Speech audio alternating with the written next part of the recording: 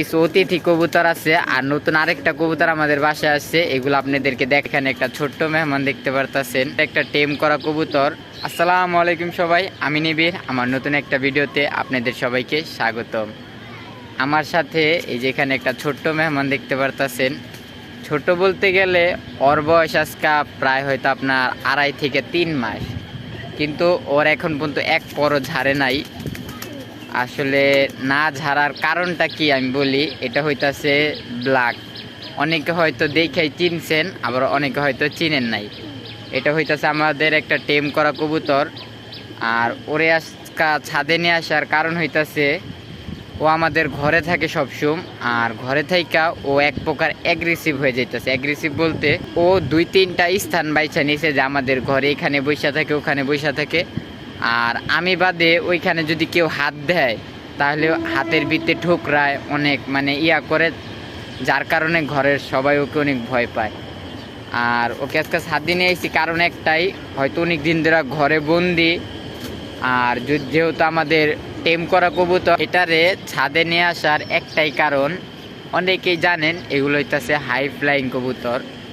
আর ওর নাম হয়তো আমরা ব্ল্যাক রাখছি, আসলে এটা হইতেছে একটা শাহজাহানপুরি কবুতরের বাচ্চা। আর এগুলার ফ্লাইং সম্বন্ধে অনেকের আইডিয়া আছে, আর যাদের আইডিয়া নাই, এগুলা যত প্রাপ্তবয়স্ক বেশি হয় ওরা তত বেশি ফ্লাই করে। ওদের বাচ্চা থাকতে ওদের ফ্লাইং টাইম প্রায় 3 থেকে 3.5 ঘন্টা থাকে।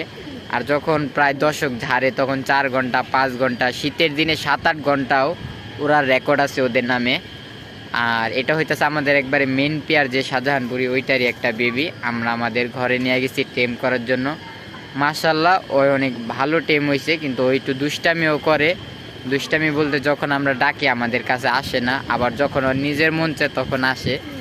তাই হয়তো আমরা দুশ্চিন্তা আছি যে ও হয়তো কিছুদিন বড় হয়ে যাবে, পরে হঠাৎ যদি ওকে আমরা ছাদে আনি, যদি আমাদের থেকে চইলা জায়গা, তাই হয়তো ওকে আমরা ছাদে আই নাই না, হয়তো একটু দেখাই জানি পরবর্তী যদি ও আমাদের ঘর থেকেও ছুইটা যায় বা কোনো জায়গায় বাইরে ওদের নিয়ে আসি, জানি যেখানেই যাক জানি ছাদে এসে বৈশা থাকে। দেখা গেছে উড়াল দিয়ে আসমানে চলে গেল, ও কিছু চিনলো না, কিন্তু ও শুধু এই বাসাটা আসলো, এই যে ও আমাদের হাতেই থাকবে, কান্দে আসবে, মাথায় আসবে, এতটুকু ওর কাম। আর আমি ওকে খাওয়াই দিব, খাবে। আর আমরা আমাদের কিছু অতিথি কবুতর আছে আর নতুন আরেকটা কবুতর আমাদের বাসায় আসছে, এগুলো আপনাদেরকে দেখাইতেছি। ওই যে দেখেন আমাদের মুরগি আজকে অনেক দিন পরে ছাড়া পাইয়া আরেকজনের বাসার ছাদে গিয়ে ওই জিয়া করতেছে। এখানে থাকার কথা। আমাদের 2 মাসের এই ইউটিউব চ্যানেল বা কবুতর নিয়ে যে আগ্রহটা বাড়ার পরের থেকে আমাদের ফার্স্ট কবুতর আসছিল এই সাদা কবুতরটা, এই যে সাদা কবুতরটা। আর সেকেন্ড যে কবুতরটা আসছিল ওইটা একটা জালালি কবুতর ছিল, ওইটা হয়তো স্ক্রিনে দেখতে পারতেছেন। আর আমাদের থার্ড 3 নাম্বার যে কবুতরটা আসছিল ওই যে একটা আর্সেঞ্জেল কবুতর, এই যে মাশাআল্লাহ এই কবুতরটা আমাদের 3 নাম্বার আসছিল। আর 4 নাম্বার একটা রেসার কবুতর আসছিল, ওইটা আমাদের বাসায় নাই, কারণ আমরা 8 ইঞ্জিল কবুতরটা আর রেসার কবুতরটা একসাথে ছেড়ে দিয়েছিলাম। রেসার কবুতরটা আমাদের বাসায় থাকে নাই, কিন্তু 8 ইঞ্জিল কবুতরটা আমাদের বাসায় ছিল। আর আমাদের 5ম নাম্বার যে কবুতরটা এটা হইতাছে এই যে একটা গোল্লা, দেখেন ওর কোয়ালিটিটা মাশাআল্লাহ অনেক সুন্দর।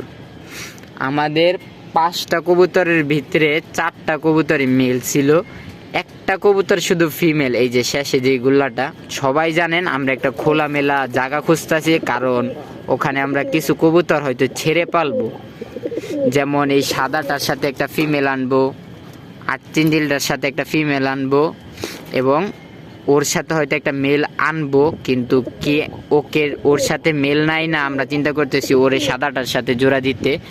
আপনারা সবাই কমেন্ট করবেন তাহলে কেমন হয়, নাকি সাদাটার সাথে একটা আলাদা ফিমেল আনবো, ওর সাথে একটা আলাদা মেল আনবো, নাকি দুইজনের জোড়া দেওয়া হয়তো আমরা করাবো। আমরা চাইতেছি এদিকে আমাদের এখানে একটা জায়গা আছে, এখানে হয়তো উপরে খোপ বেঁধে বা ওখানে একটা বড় খাঁচা, এই খাঁচাটা দিয়া 4-5 জোড়া কবুতর ছেড়ে পালার চিন্তা করতেছি। এখানে থাকবে, উড়বে, একটু দেখতে ভালো লাগবে। সবাই একটু কমেন্ট করবেন আমাদের এই খাঁচাটা আমরা এখানে উপরে দিয়া কি আমরা কবুতর ছাইরা পালতে পারবো নাকি। আমাদের ব্ল্যাক নিচে নেমে ওই যে মাটি খাইতেছে দেখেন, ও সবার সাথে একটু ঘোরার চিন্তা করতেছে। তো আজকের ভিডিও আমরা এখানে শেষ করতেছি। সবাই ভালো থাকবেন, সুস্থ থাকবেন।